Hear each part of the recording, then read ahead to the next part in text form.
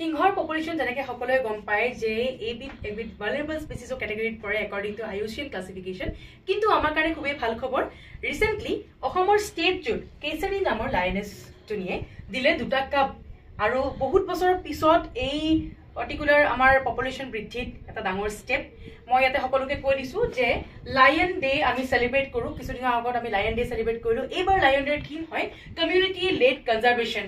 মনত ৰাখিব, পৰীক্ষাৰ কাৰণে ইম্পৰ্টেণ্ট হয়। ইয়াতে সকলোকে কৈ দিছোঁ যে আমাৰ আৰম্ভ হ'ব কৈ আছে ইণ্ডিপেণ্ডেন্স ডে চেল। ইয়াতে সকলোবোৰ বেচত চলিব ডিছকাউণ্ট। এছাম মহাপেক, এডিআৰই, SSC চাই ল'ব পাৰি, ইয়াতে গোটেইবোৰ মেনশ্যন কৰা আছে।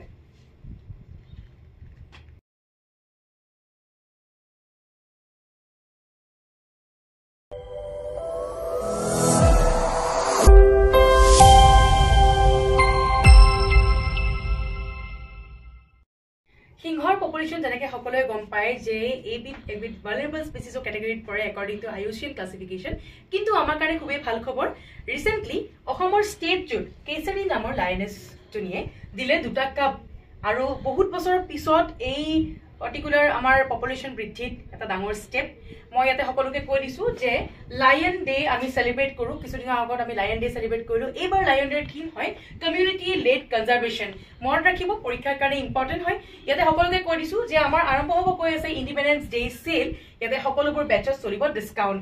এছাম মহাপেক, এডিআৰই, SSC চাই ল'ব পাৰি, ইয়াতে গোটেইবোৰ মেনশ্যন কৰা আছে।